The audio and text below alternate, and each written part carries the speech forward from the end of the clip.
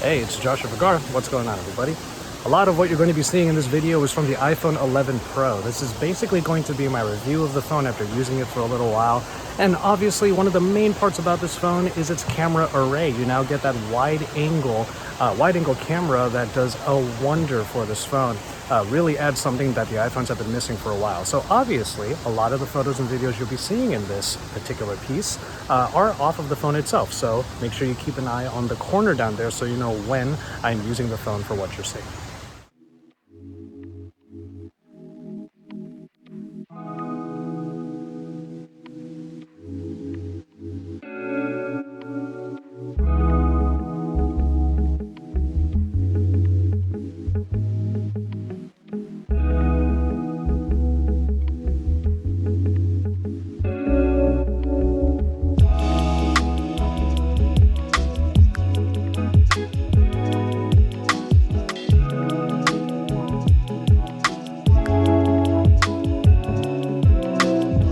You know, I gotta tell you, I am absolutely surprised at how much I am enjoying this phone. The iPhone 11 Pro in particular, and I think one of the reasons why this started to happen is because I went and chose the non-Max edition. Now, with the last phone, I did get the XS Max. It was a very large phone, and unfortunately, large phones just don't really do it for me. I thought it would back then, definitely didn't. So, went with the 11 Pro and have been enjoying the handling and the design ever since. There are a few quirks when it comes to the design of the phone though, mainly the fact that it's the same design that we've had for the last few years. The one thing that reminds me of this all the time is the notch. The display is actually a pretty great display. It might be about a 1080p panel. It's not going to be super high resolution, nor does it have high refresh rate. But those things don't really matter to me, especially since the viewing experience has been pretty top notch. The colors all look pretty great. And honestly, I haven't had any problems with it. This is actually a perfect opportunity to say one of the other things that's good about this display. We're out here in a really sunny area of LA. It's a very bright day, high noon even. I'm not having any problems actually seeing the display in broad daylight. So one of the enhancements that Apple really wanted to put into here is a really high nit count. So I'm actually seeing that right now. I do kind of admit I wish that Touch ID was still here, if only because we've seen in-display fingerprint readers come out over the last couple of years. It might be time for Apple to try it out themselves, especially since this display is about the same as what we've seen over the last few years. That little bit of a change hopefully will come in the next iPhone. That said, Face ID as far as biometrics is concerned is still super reliable. It's also really nice for certain, let's say, security applications, like one I'll talk about a little bit later and is the sponsor of this video, Dashlane.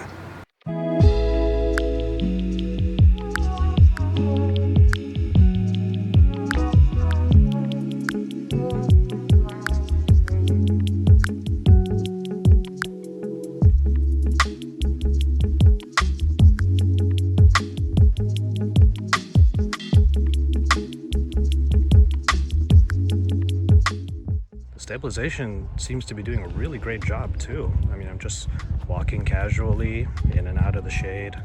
I do have the phone at 1x right now though, so the main sensor, which is probably where a lot of that stabilization is being applied. But look at this is looking really great. I thought about bringing my DJI Osmo Mobile 3 to sort of help with this video, but it doesn't look like I need it for some of the shots.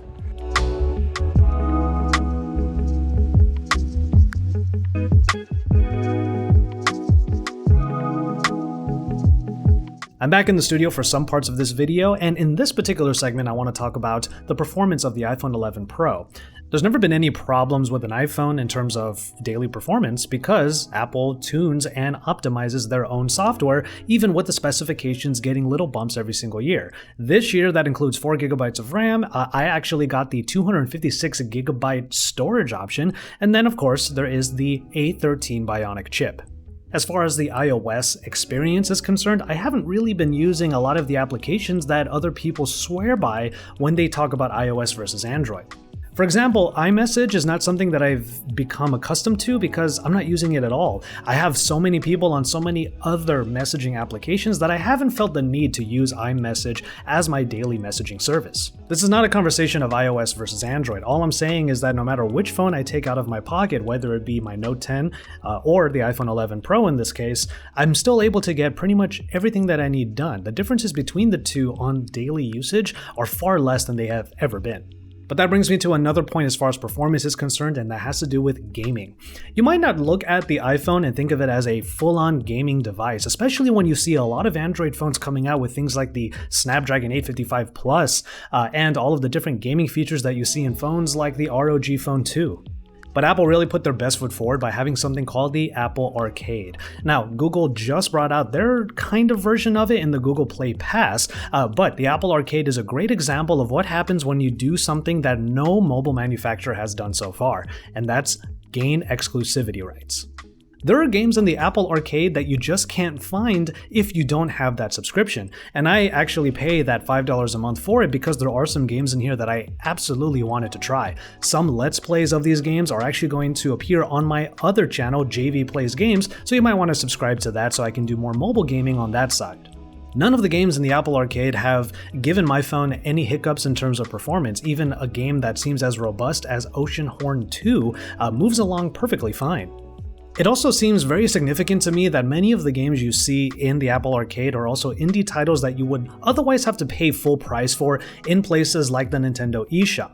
So if you look at the landscape in general, more so than ever, mobile gaming is reaching another high point, not only in places like the Apple Arcade, but even outside of it with games like Call of Duty Mobile and Mario Kart Tour. And the iPhone is just another example of how the gamer in all of us can actually enjoy phones like this because they support a lot of games, they support high performance, and in the case of Apple Arcade, there might even be some exclusives. And the iPhone 11 Pro, even with its smaller screen, is still an enjoyable experience, so I have to give it some props in terms of performance on the daily, even when it comes to gaming.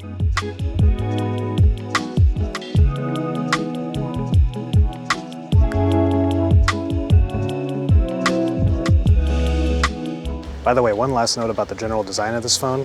Those lenses on the back, I get it. Everyone was a little bit miffed about it. It doesn't look like the best designed phone of all time. But with the results that you can get from these cameras, which I'm actually experiencing right now here at the Huntington Library, you know what? I can pretty much forgive it because the quality out of these cameras, which I'll get into in a little bit, is pretty astounding. One of the best parts about the camera is that you can use many of the different modes with all of the different lenses. For example, you have 1x and 2x for the portrait mode. And actually having the 1x there would be pretty great if you want to get a portrait using the rear camera and take a picture of yourself. I'm working by myself over here, guys, so give me a break. All of the different lenses do a pretty good job of switching between one another, especially in video.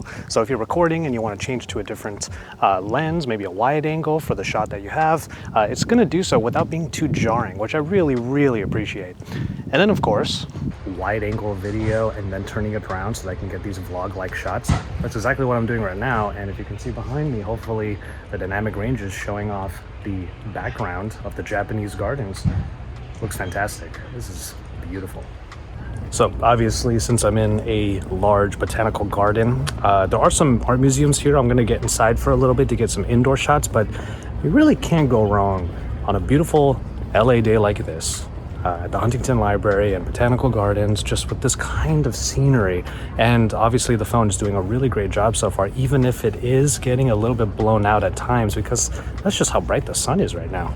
Alright, you've been seeing a lot of photos and videos from the iPhone 11 Pro in this piece, and honestly, I'm really happy with the results that come out of it. Now, it was a really sunny day, like I said earlier, at the Huntington Library, so obviously there are some shots that are a little bit blown out. But the number one thing I noticed, especially in broad daylight shots, is that there's not as much contrast in the photos and videos than I probably would like. This is something that I've experienced with previous iPhones, especially the last couple of generations, and to be honest, I was tempted to put a little bit of contrast into the post-processing of these videos and photos, but I want to show you the raw captures. The only thing I edited in those videos was the audio, just kind of bumped up the audio a little bit. It's actually just in low light shots that the wide angle and the telephoto don't do as well as they could. There's more noise in the darker areas, and since the apertures are a little bit more closed down on those lenses, obviously it can't let as much light in. Which brings me to the other big addition to the iPhone 11 Pro, or the 11s rather, and that's the night mode.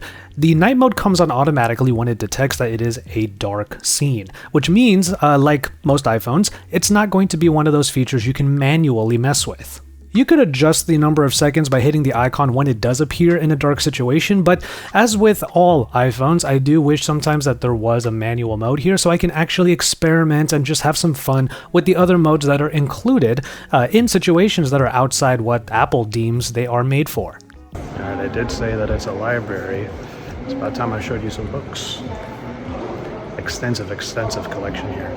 The other thing that I noticed is that the wide angle does not do very well in low light. The other two lenses actually help out pretty well. It does the exposure pretty well, but the wide angle, you can get some grain in the darker spots, and then you might also get some flicker, which is what I saw in the last portion of the library that I was in. And we're going to get into this discussion near the end of the video, but obviously the wide angle is going to be one of those marquee features. After all, it's the second lens on the iPhone 11. So you have to choose for yourself whether or not the telephoto lens is something you really want out of these phones, because it's clearly not as much of a priority as it used to be.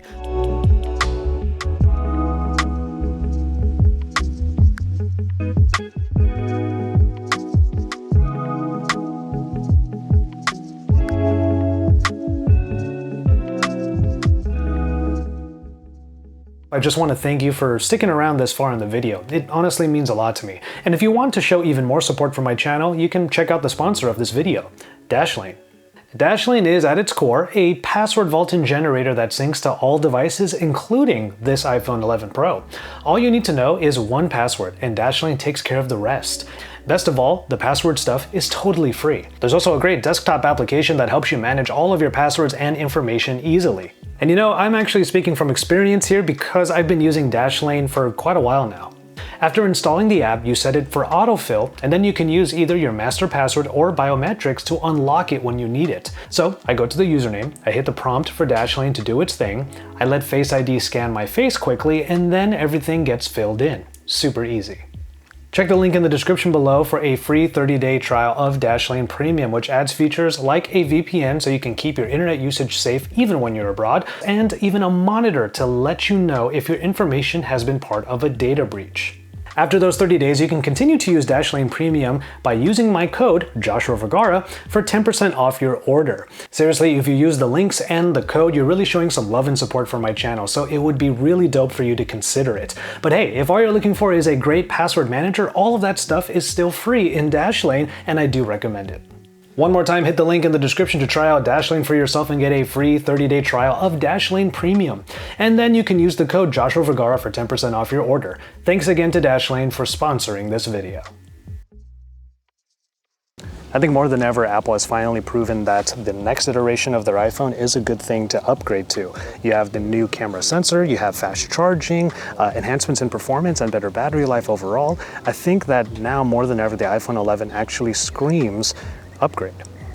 And then just to drive the point home a little bit, I'm using the wide angle camera for this particular segment because I have to kind of pose the question. You have to ask yourself, is a 2x telephoto lens a pro feature for you? That is going to be one of the main things that the iPhone 11 Pro and Pro Max provide on top of the iPhone 11, which is at a much lower price. And then of course there are all of the other things that you might consider in the iPhone 11 Pro and the Pro Max over the regular iPhone 11. The first thing is the display. The Pro models use OLED displays and have higher resolutions than the LCD that's found in the regular iPhone 11. Some people might opt for the bigger batteries of the iPhone 11 Pro and Pro Max, but probably what is more relevant to most users is the fact that that fast charger is included in the box of the Pro models. So those are all the things that you have to consider, and I want to hear what all of you have to say about it in the comment sections down below. Are the features of the Pro model enough for you to consider it over the many different colorways of the iPhone 11? As I've said a couple of times before in other videos, I was really lucky that I could trade in my iPhone XS Max in order to get this phone, the iPhone 11 Pro, the smaller one, at a much better price. You may not be so lucky, but then again, that's why the iPhone 11 exists. So you can take your pick about whether or not you want to have those extra features. One of them being, again, that telephoto lens. But with all of that said, I'm going to go ahead and call it on this one. Thank you so much for watching this video. It took a while for me to get this review out there because I really wanted to use the phone as exclusively as I could over the course of maybe about 2 weeks. And I have to say, I've had a very positive experience, as you have seen in this review. Let me know if you have the iPhone 11 Pro or if you're on the fence about it. Get into those discussions in the comment sections down below. Drop some likes on this video and then subscribe to my channel if you haven't already. And from there, once again, I'll call it on this one. Thank you once again, and I would just remind you to enjoy your tea, everybody.